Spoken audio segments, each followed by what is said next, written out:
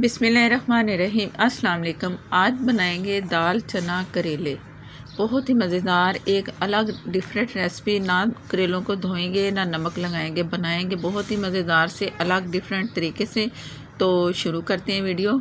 आधा किलो मैंने करेले लिए, इन्हें मैंने धो लिया है। धो के मैंने जो सूती कपड़ा होता है उस पर करेलों को मैंने बिछाया और अच्छे से सूख चुके हैं। इनमें पानी बिल्कुल नहीं होना चाहिए। तो आप जितनी एहतियात करेंगे करेले सुखाने में, करेले उतने ही अच्छे बनेंगे। क्योंकि अब हमने इसे धोना भी नहीं है, नमक भी नहीं लगाना, बस ऐसे ही काटने और अपने करेलों को तैयारी की तरफ लेके जाएंगे। और ये बीज मैं दिखाती हूँ आपको। ये बीज अगर बारीक वाले हैं ना तो आप ना निकालिए, इससे कोई फ़र्क नहीं पड़ता, ये मसाले में ही मिक्स हो जाते हैं। जैसा कि हम इन्हें फ्राई करेंगे तब भी ये आपको नज़र ही नहीं आएंगे। अगर इससे मोटे वाले बीज होंगे वो भी मैं आपको दिखाती हूँ। पहले ये आप देख लो और देख लो कि मैं कितने मोटे काट रही हूँ। ज़्यादा बारीक काटेंगे तो नज़र ही नहीं आएंगे। कुछ थोड़े मोटे होंगे ना, फ्राई करने से भी करेला सिकुड़ता है, तो आप ज़रा थोड़े से साइज़ में मोटे रखें और इस तरह पीसेस काट लें आप। जो मैंने बीज नहीं निकाले ना तो वो तो अच्छे खासे मोटे अंदर से और बाहर से हैं।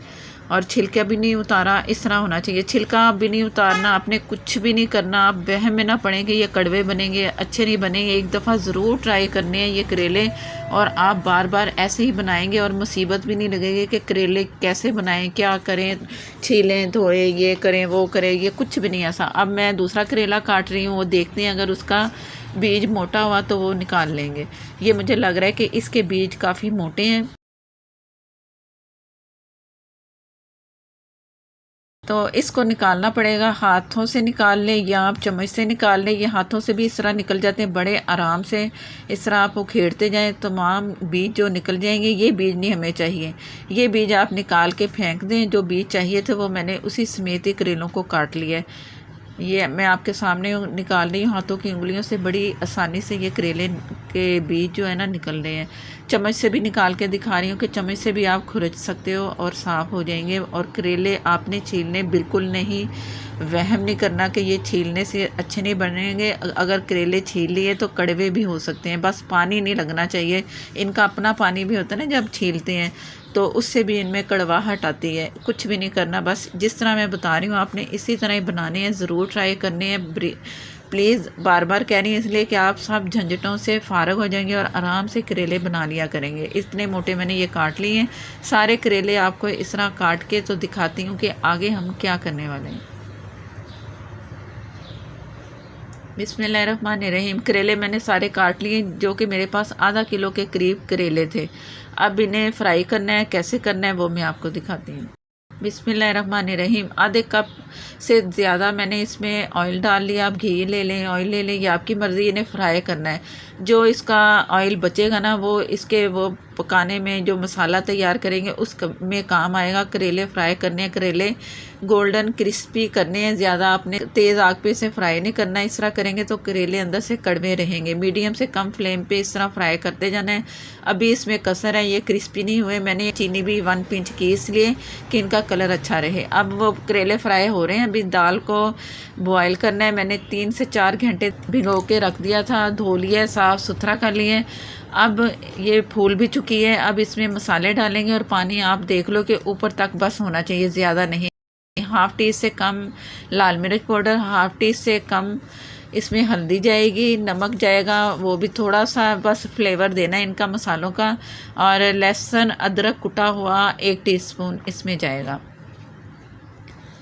थोड़ा सा मैंने इसे मिक्स किया, चम्मच चलाया। और इसमें एक और मसाला जाएगा, वो क्या है, वो है मैंने एक प्याज ली। ये पहले मैं इसमें ज़ीरा और धनिया पाउडर हाफ़ टी स्पून शामिल कर दिया।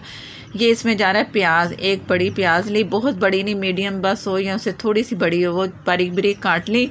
अब ये टोटल मसाले इसमें चलेंगे, हल्दी, लाल मिर्च, ज़ीरा, धनिया पाउडर और नमक, प्याज, लहसुन अदरक कुटा हुआ। अब इसे गलने के लिए छोड़ देंगे। प्याज इधर से हमारे जो करेले थे वो भी फ्राई हो चुके हैं, क्रिस्पी हो चुके हैं। कलर ज़्यादा नहीं देना, काला नहीं करना।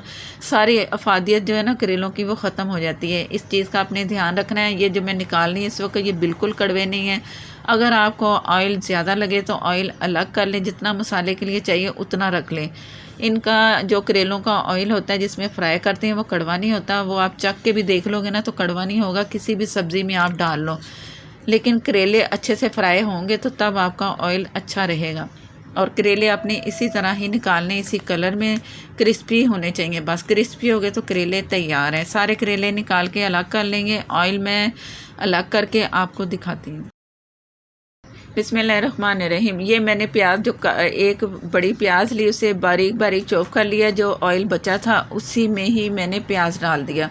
अगर इस वक्त आपको ऑयल ज़्यादा लगे अलग निकाल के रख लें, किसी और खाने के लिए ऑयल कड़वा नहीं होगा।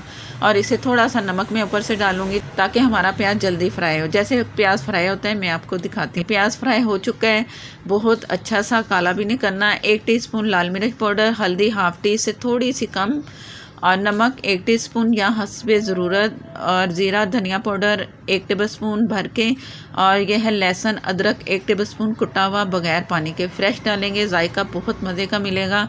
मेरे तरीके से आप टोटल रेसिपी ट्राई किया करो और मेरी पूरी वीडियो प्लीज़ देखा करें ताकि आप भी अच्छे जायके वाला खाना बनाएं। आप बनाते तो होंगे लेकिन फिर भी आप ये भी तरीका ज़रूर देखिएगा। और पानी थोड़ा सा शामिल किया। मसाले को भून लेना है, इतना भूनना है कि प्याज जो नज़र आ रही है वो मसाले में बन जाए।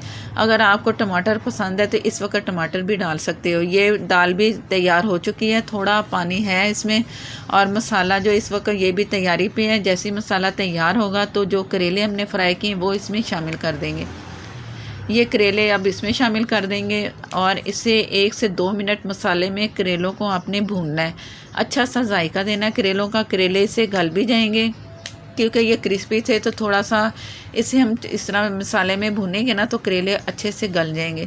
और दाल तो हमारे पास बिल्कुल रेडी है, मसाले भी हर चीज़ उसमें है, अंदर तक मसाला दाल के अंदर जा चुका है। वो उससे भी जायका बहुत अच्छा होगा।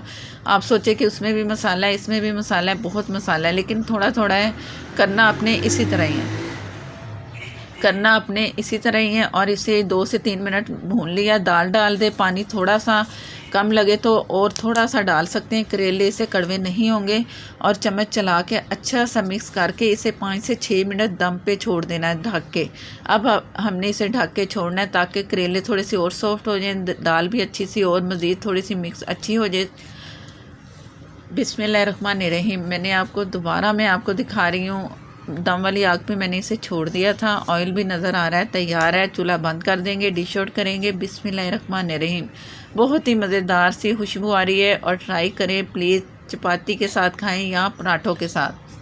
गर्मियों में करेले होते हैं तो और फिर अगर बनाएं अच्छे मज़ेदार तरीके से तो और मज़ा दुबाला होता है। धनिया डाल दें, हरी मिर्च डाल दें, जो आपको मसाला लगे वो डाल सकते हैं, लेकिन मैंने गरम मसाला बिल्कुल नहीं डाला, ज़रूरत ही नहीं है। अगर डालना चाहें तो डाल सकते हैं। चैनल पर अगर आप नए हैं तो प्लीज़ मुझे सपोर्ट करने के लिए मेरे चैनल को सब्सक्राइब कर लें, साथ में जो बेल ज़रूर प्रेस किया करें। फेसबुक पर हैं तो प्लीज़ लाइक शेयर और फॉलो भी कर लें। आप सबका बहुत बहुत शुक्रिया जो लाइक करते हैं, शेयर करते हैं, फॉलो करते हैं और मेरे चैनल को सब्सक्राइब करते हैं। नेक्स्ट वीडियो तक के लिए इजाज़त दें। अल्लाह हाफिज़।